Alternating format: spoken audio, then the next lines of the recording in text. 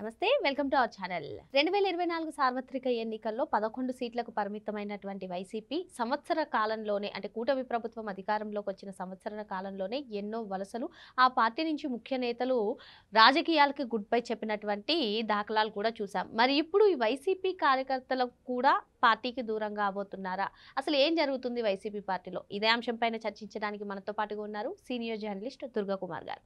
నమస్తే సార్. నమస్కారం మా శ్రావణి మన వీక్షకులకు. సార్, కూటమి ప్రభుత్వం అధికారంలోకి వచ్చి దాదాపు 15 నెలలు కావస్తుంది. ఈ 15 నెలల్లోనే వైసీపీ పార్టీలో ఎన్నో మార్పులు, అంటే ఆ పార్టీ కీలక నేతలు కొందరేమో రాజకీయాలకి గుడ్ బై చెప్పారు, కొందరేమో వేరే పార్టీలకు వెళ్ళే ఆలోచనలు ఇప్పుడు కూడా ఉన్నట్టుగా కూడా తెలుస్తుంది. మరి మొత్తానికి ఇప్పుడు కీలక నేతలు ఎమ్మెల్యేలు వీళ్ళే కాకుండా మరి సొంత కార్యకర్తలు కూడా పార్టీని దూరంగా ఉండాలనుకుంటున్నారంట. పార్టీ జెండా మోసే కార్యకర్తలే కరువయ్యారంట. ఎందుకంటే లోకేష్ గారు ట్విట్టర్లో ఏ విధంగా స్పందిస్తారో మనకు తెలిసిందే.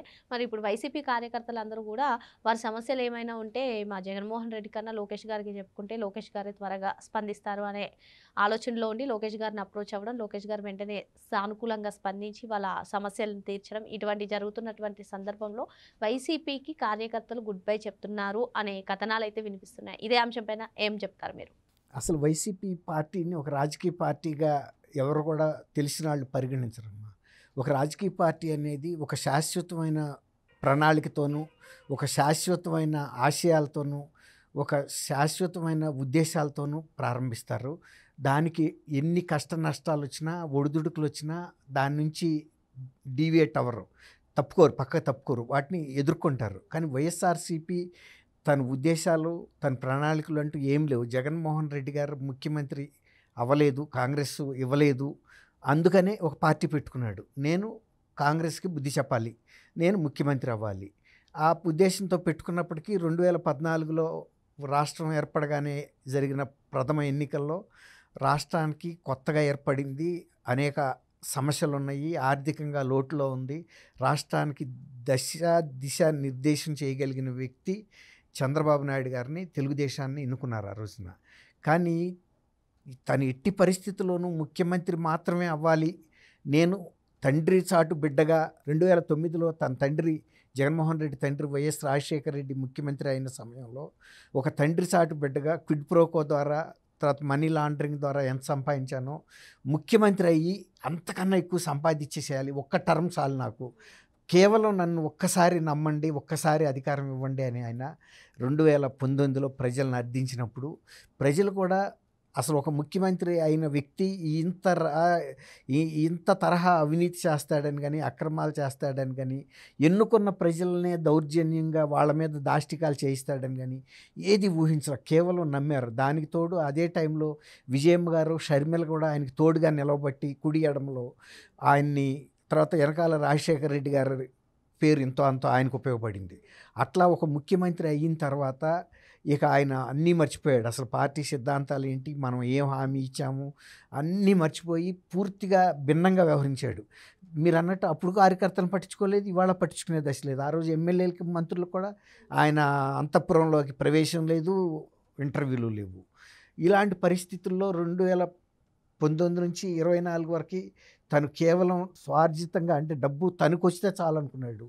ప్రజలు కూడా, అంటే కార్యకర్తలు ఏమనుకున్నారంటే అధికారంలో ఉన్నాడు కాబట్టి కనీసం వచ్చేసారన్నా మన ఏమైనా చూస్తాడన్న ఆశకున్నారు. కానీ ఎప్పుడైతే ఓడిపోయాడో ఇక ఆ ప్రజలు అందరిలో తర్వాత ఓడిపోవటం పెద్ద విషయం కాదు. రాజకీయ పార్టీలు గెలుపోవటంలు అనేది, ఎంత పెద్ద రాజకీయ పార్టీకి 100 ఏళ్ల చరిత్ర ఉన్న కాంగ్రెస్ కూడా గెలుస్తూ ఉంది, ఓడుతూ ఉంది. కానీ దాని మార్గం నుంచి పక్కకు తప్పుకోవట్లేదు, కార్యకర్తలకి దూరం కావట్లేదు, ఆశయాలకి సిద్ధాంతాలకి దూరం కావట్లేదు. కానీ జగన్మోహన్ రెడ్డి గారి పరిస్థితి వచ్చేటప్పటికి ఇక ఇతను ప్రజలకు ఉపయోగపడే మనిషి కాదు. ప్రజలు కూడా నాకు ఇంకా అనవసరం, ఇక నాకు వాళ్ళతో పనే ఉంది, మళ్ళీ గెలిచే అవకాశం కూడా లేదు. అందుకే వాళ్ళు మాట్లాడే మాటలు, సజ్జల రామకృష్ణారెడ్డి కానీ, జగన్మోహన్ రెడ్డి కానీ ఈ రఫా అని బెదిరిస్తున్నారు, చూసావా? అంటే సార్, రఫా కన్నా ముందు కూడా జగన్మోహన్ రెడ్డి కొన్ని వ్యాఖ్యలు వాడేవారు. జగన్ 2.0 ఈసారి కార్యకర్తలకే ప్రాధాన్యత అని చెప్పి, అంటే అప్పటి వరకు కూడా కార్యకర్తలకి ఏం చేయలేదని ఆయన అంతటా ఆయన ఒప్పుకున్నాడు. రెండోది ఈసారి భుజం భుజం కలుపుతాను మీ పేరుతో అయన్నీ పై మాటలే. జగన్మోహన్ రెడ్డికి గురించి వాళ్ళ కార్యకర్తలకు తెలిసినంత ఇంకెవరికీ తెలీదు. వాళ్ళ ఎమ్మెల్యేలకి, మంత్రులకి తెలిసినంత ఎవరికీ తెలీదు. అంతకన్నా ముఖ్యమైన విజయసాయి రెడ్డి అంత నమ్మి చేస్తే కూడా తనను మోసం చేశాడని ఆయన కూడా దూరం వెళ్ళిపోయాడు. పార్టీ సభ్యత్వానికి ప్రాథమిక సభ్యత్వం, రాజ్యసభ సభ్యత్వం, పోస్టులు, నేషనల్ స్పోక్స్ పర్సను, ఆ సెక్రటరీ, ఈ సెక్రటరీ అన్నీ వదిలేసి జగన్మోహన్ రెడ్డి నమ్మదగిన వ్యక్తి కాదు, ఇతన్ని నమ్ముకుంటే తల్లి చెల్లిని కూడా అన్యాయం చేశాడు అనేది అందరికన్నా పార్టీకి వాళ్ళకి తెలుసు. అందుకే అందరూ దూరం అయ్యారు. మీరు అన్నారు ఇవాళ పార్టీ కార్యకర్తలు కూడా ఇవాళ జగన్ ఫ్రెండ్స్ క్యాంపెయిన్ అనే ఒక దీని నుంచి ఒక అప్పీలు వీళ్ళకి మన లోకేష్ గారికి వచ్చింది. వాళ్ళకి వస్తే ఏమని అన్నారు, మా దగ్గర మెడికల్లో ముఖ్యమంత్రి సహాయ నిధికి అర్థించే కొన్ని దరఖాస్తులు ఉన్నాయి, అన్ని బిల్లులతో సహా సిద్ధంగా ఉన్నాయి, మీరు ఏమైనా సహాయం చేస్తారంటే తప్పకుండా పంపండి, మా సిబ్బంది మీకు సహాయం చేస్తారు అని ఆయన పాజిటివ్గా ఇచ్చాడు. ఇప్పుడు అక్కడ రాజకీయ పార్టీ కాదు క్వశ్చను. ఇప్పుడు ఒక చిరకాలం ప్రజల్లో ఉన్న పార్టీ తమ పార్టీ కార్యకర్తలను కాదు, ప్రజలందరినీ ఒకే తీరున చూస్తుంది. తెలుగుదేశం అనేకసార్లు ఓడిపోయినప్పుడు కూడా ఒక కుంచితమైనటువంటి రాజకీయంగా మా పార్టీయా ఇదేని చూడలేదు. ఎవరికైనా సహాయం చేయబట్టే ప్రజల్లో కూడా ఒక నమ్మకం ఏర్పడింది. తెలుగుదేశం సంకుచితమైన భావనలు లేవు, అందరినీ సమానంగా చూస్తుంది, అందరూ బాగుండాలని కోరుకుంటుంది, అభివృద్ధి కోరుకుంటుంది. తర్వాత ఇప్పుడు మద్యం కుంభకోణం జగన్మోహన్ రెడ్డి తను ముఖ్యమంత్రి అయిన తర్వాత ఇంత చేశాడు. అంతకుముందు మరి చంద్రబాబు నాయుడు గారు 3 సార్లు ముఖ్యమంత్రిగా చేసినప్పుడు కుంభకోణాలు చేయలేదు కదా. ఆయనకి తెలియదని కాదు, ప్రజలకు ఉండంతలో మంచి మద్యం ఇవ్వాలి, సమానమైనటువంటి న్యాయం జరగాలి, తర్వాత ప్రభుత్వానికి కూడా సహజంగా వచ్చే కొద్దిపాటి మార్జిన్ చాలనుకున్నాడు. అంతేగాని ప్రజల రక్తం పిండేసి సొంతానికి వాడుకోవాలని చేయలే. ఆయన మద్యం విధానాన్ని నేను పూర్తిగా తప్పిచేసి అంత తన సొంతానికి వచ్చే విధంగా ఏర్పాటు చేశాడు.